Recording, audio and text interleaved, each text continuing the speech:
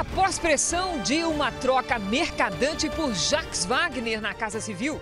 Serial killer de São Paulo pode ter matado mais pessoas. Postos se antecipam ao reajuste da gasolina e aumentam os preços.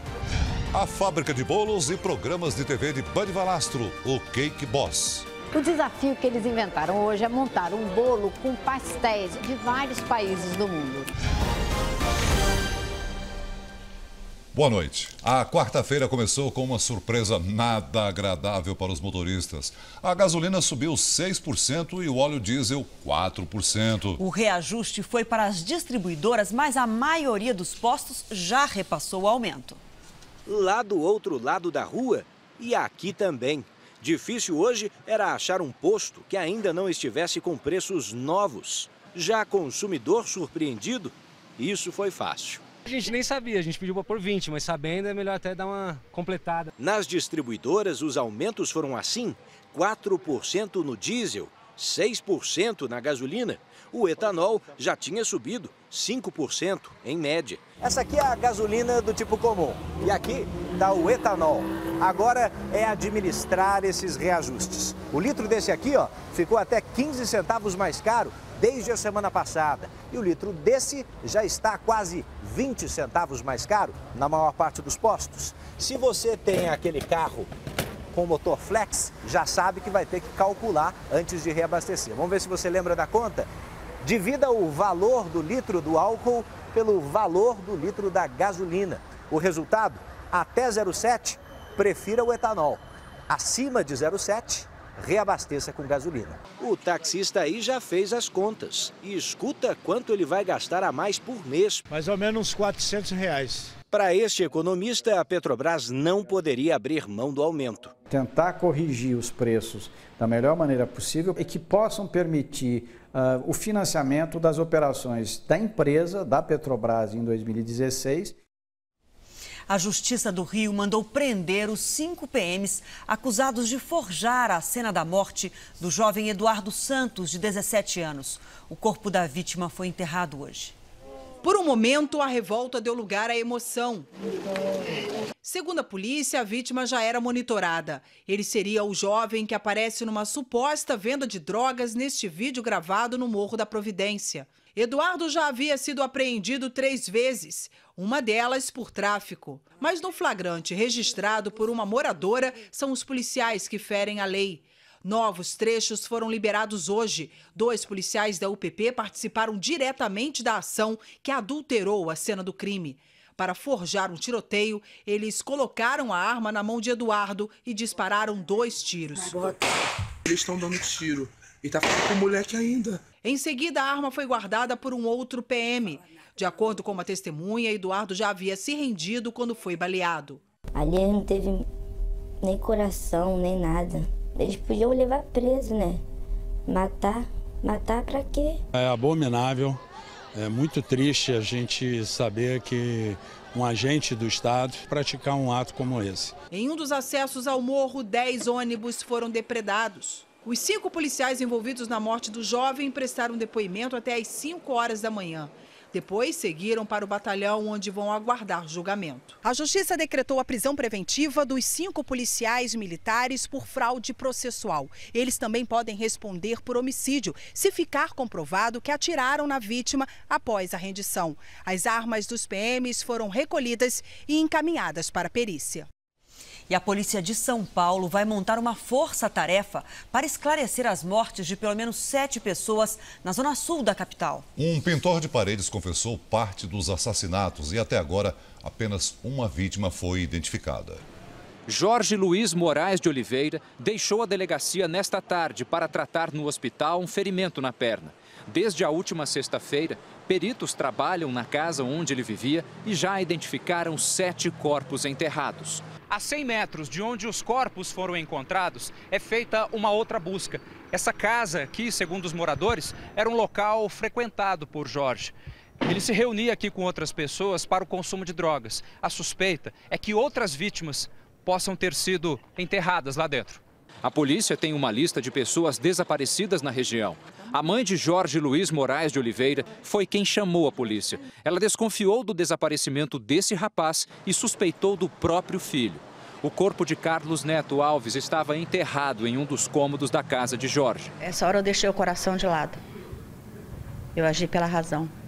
Jorge de Oliveira cumpriu 17 anos de prisão por 2 homicídios. Estava em liberdade havia 2 anos. Isso aí é normal, dizia que ia trabalhar, fechava a porta, voltava.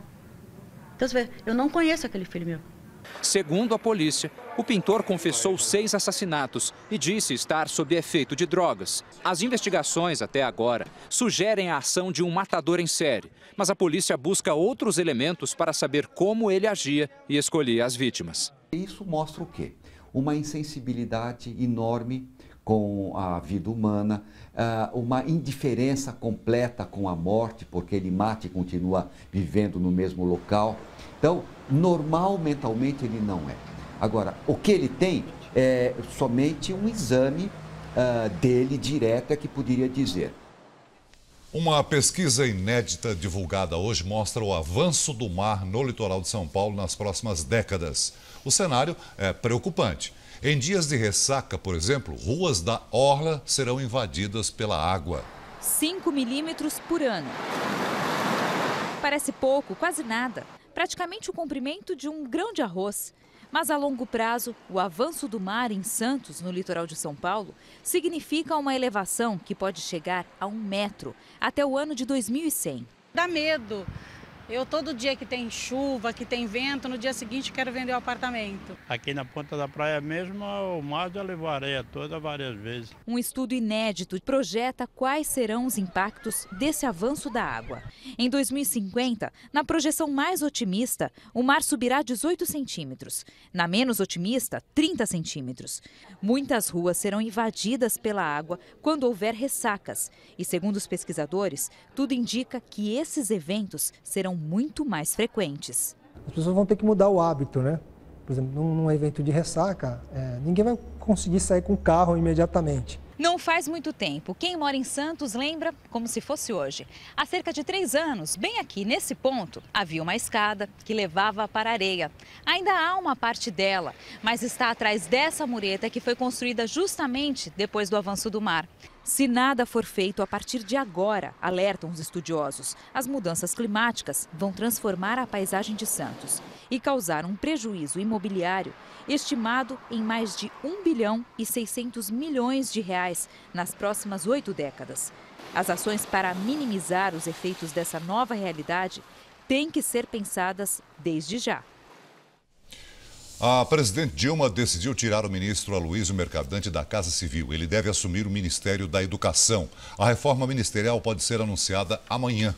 O mais difícil ficou para o final. A presidente Dilma decidiu abrir mão de seu principal auxiliar no Planalto, o ministro da Casa Civil, Aloysio Mercadante. O petista deixa o cargo mais próximo à presidente para voltar ao Ministério da Educação. Taxado de desagregador por aliados em vários partidos, Mercadante também funcionou como escudo de proteção a Dilma. A troca mais importante na reforma ministerial foi recebida com um certo alívio, ainda que discretamente, até por petistas. Em conversas reservadas, alguns admitem que Mercadante teria se inviabilizado politicamente. E até o ex-presidente Lula recomendou a substituição.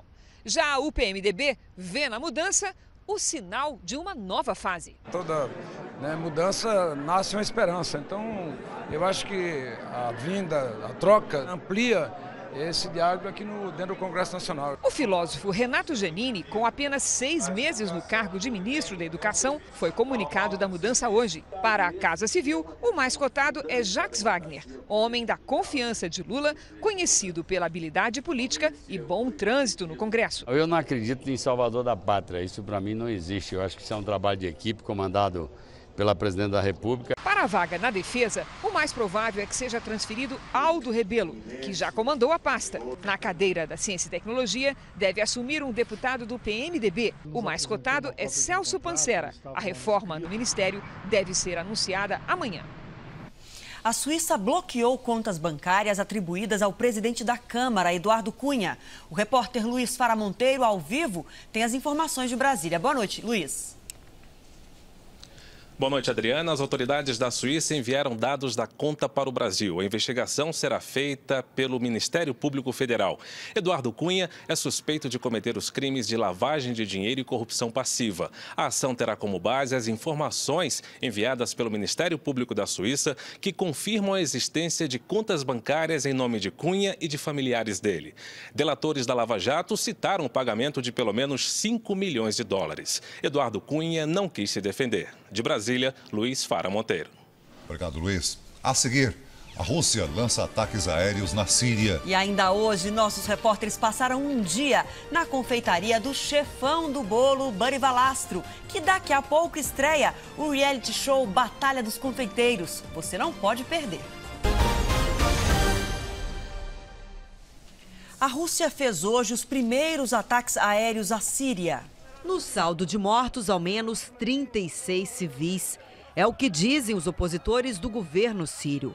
Segundo autoridades russas, mísseis foram lançados sobre 8 alvos do Estado Islâmico. Mas rebeldes afirmam que os bombardeios aconteceram em áreas que não estão sob domínio dos terroristas. A ação também é questionada pelos Estados Unidos. As autoridades americanas temem que a Rússia esteja mais preocupada em manter o ditador Bashar al-Assad no poder do que em destruir o Estado Islâmico. Moscou e Damasco são aliados históricos. Esse tipo de ação vai inflamar ainda mais a guerra civil na Síria, criticou o secretário de Defesa americano.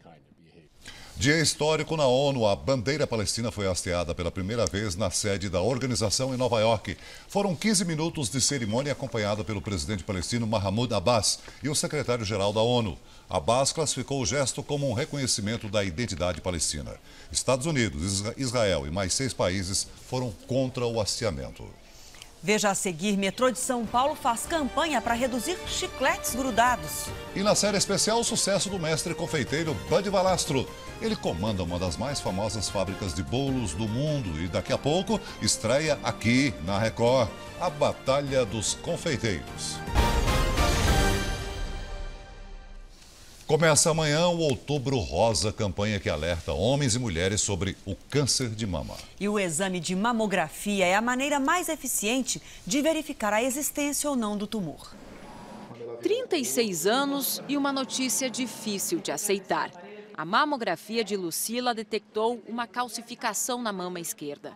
Paciente de alto risco porque a mãe teve câncer, ela vai ter que retirar as 2 mamas preventivamente, assim como fez a atriz americana Angelina Jolie. Para mim foi um choque, né?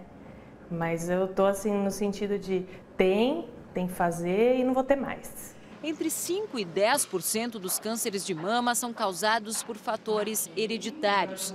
Mas o tumor nos seios é um dos mais frequentes entre as brasileiras, representando 25% dos novos casos de câncer descobertos a cada ano. Sedentarismo, a obesidade e tem alguns outros fatores que são principalmente genéticos. Só em 2015 devem ser diagnosticadas mais de 57 mil mulheres com a doença no país. A idade média das pacientes é de 60 anos. A recomendação é fazer a mamografia anualmente a partir dos 40 anos. Este é o procedimento mais eficaz para detectar o câncer de mama. É tão importante que a cada grupo de 1000 mulheres que fazem o exame pela primeira vez, pelo menos 6 descobrem a doença logo de cara.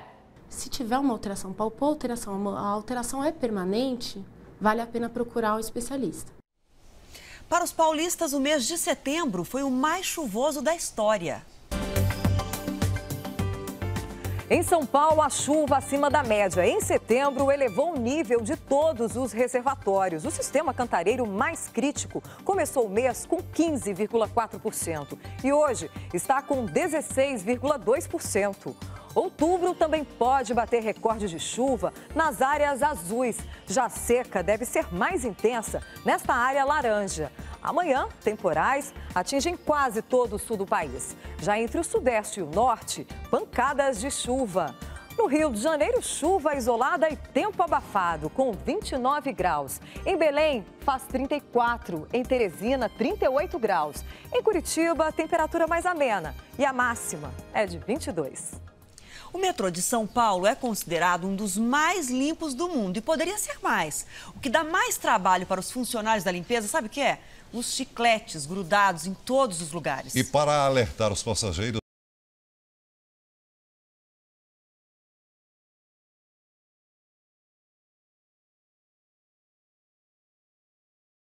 nesta multidão, tem gente que deixa para trás as marcas de um hábito ruim. No chão, nas paredes, dentro dos trens. Eu sentar no banco e grudar tudo na roupa. Você encosta assim, você sente aquele negócio grudento. Quando você vai tirar a mão, é aquele negócio bem desagradável. Retirar gomas de mascar é uma das tarefas mais comuns do pessoal da limpeza. Agora olha só o que um passageiro fez aqui, ó. Deixou uma goma de mascar nessa fresta. O detalhe é que ele precisou desviar o caminho para vir aqui até o canto e fazer isso. Se tivesse caminhado 5, 6 passos para o outro lado, jogava no lugar certo. E lá vem a Andréia recolher a sujeira dos outros. Também faz em casa, né? Deve colar nas paredes ou jogar no chão mesmo. Nas escadas rolantes, o problema não é só a sujeira. Com o tempo, os restos de gomas de mascar acumulados podem até danificar o equipamento. E evitar isso dá muito trabalho. Toda madrugada, os funcionários gastam até 40 minutos para limpar cada uma das escadas rolantes. E nessa linha, são 100 no total. A concessionária que administra a linha faz uma campanha nas estações para conscientizar os passageiros. Mas o caminho é por aí. Basta lembrar do básico. Educação, mínimo, né? O respeito pelo próximo, por si mesmo até. Logo depois do Jornal da Record tem a grande estreia da Batalha dos Confeiteiros. Mas antes você vai conhecer a vida de Buddy Valastro em Nova York.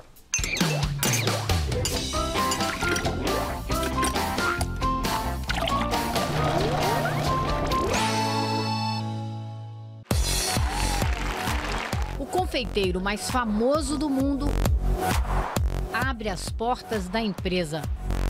Hello, Eloisa. Nice to meet Good you. to meet you as well. Nos dá boas-vindas à sua fábrica de bolos. Mostra tudo em detalhes. Mostra a cama onde descansa. O chuveiro para antes das gravações. O bolo do próprio casamento. Oh, that's yours? Yeah. Sem segredos. Afinal, não é com a quantidade de farinha e de manteiga, de leite e de ovos que se escreve a receita do sucesso de Buddy Valastro. Buddy diz que se há um segredo, é fazer tudo com amor. Simples e brincalhão, ele sempre se diverte enquanto cozinha, grava um novo programa ou dá entrevistas.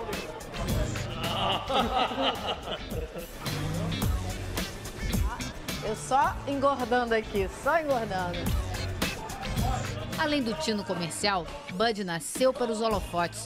Fica super à vontade diante das câmeras. O talento na cozinha é de família. A mesma paixão por bolos e biscoitos fez do pai dele um confeiteiro respeitado.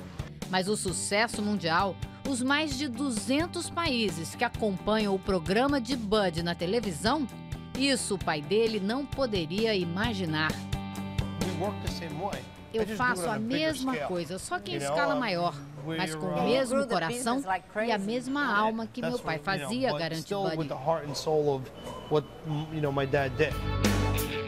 Do tempo do pai e da padaria em Nova Jersey, ficaram as receitas e os funcionários mais experientes. Danny trabalha com a família há 39 anos. Buddy comanda 6.500 metros quadrados de escritórios, cozinhas, uma produtora de vídeo e um depósito que dá bem a dimensão do quanto se cozinha por aqui. Atrás dessa porta, mais uma surpresa. Oh. Ali usa roupa de esqui, tão frio que é lá dentro. Aqui nesse gelo fica todo o material já pronto, misturado, mas cru, porque daqui eles vão para as lojas e é tudo cozido dentro das lojas. Não fecha aí, pelo amor de Deus, tá muito frio.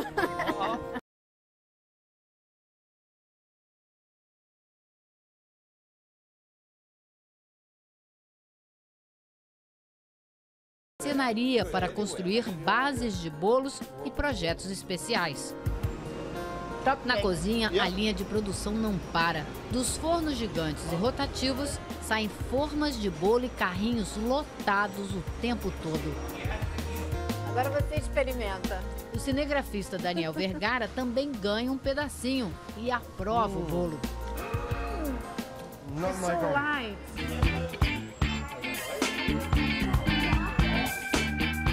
All right, guys, how we doing? Na bancada central, Bud reúne os especialistas da casa. São eles que produzem os bolos que Bud inventa para o programa de televisão. Enquanto eles brincam, fazem piada uns com os outros, funcionários da Carlos Bakery preparam os detalhes que fazem de cada bolo feito aqui uma obra de arte. Com pasta americana de todas as cores, esta funcionária cria vários tipos de flores. Prepara cada pétala, cada miolo. Esse rapaz corta e aplica no bolo as janelas e cercas de um castelo.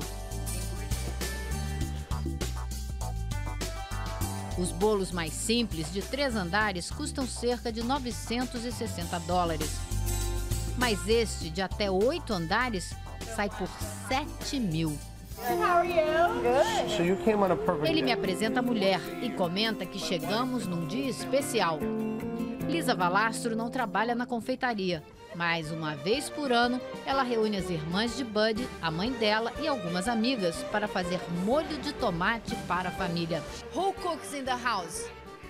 Lisa diz que em casa quem cozinha é ela. Que Buddy adora cozinhar quando ele tem tempo, mas que ela é a cozinheira-chefe. I'm the main cook in the house. Bud vai estrear na Record o programa Batalha dos Confeiteiros. Vocês vão se surpreender, diz ele. O desafio que eles inventaram hoje é montar um bolo com pastéis de vários países do mundo. Bud desliga do resto e começa a esculpir. Na hora de juntar tudo, é preciso improvisar.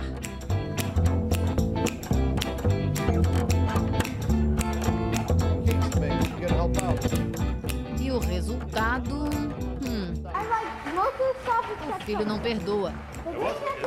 Diz que são planetas, o sol, mas nada de pastéis.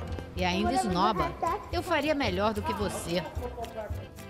E mostra espaguete com almôndegas feitas de pasta americana. O pai incentiva e manda o garoto dar de presente para a mãe.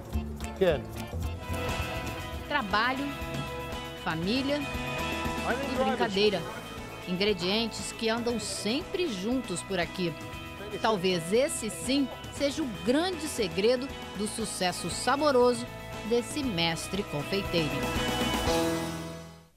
O Jornal da Record de hoje termina aqui. E chegou a hora, fique agora com a estreia da Batalha dos Confeiteiros. A gente se vê amanhã. Boa noite, até amanhã.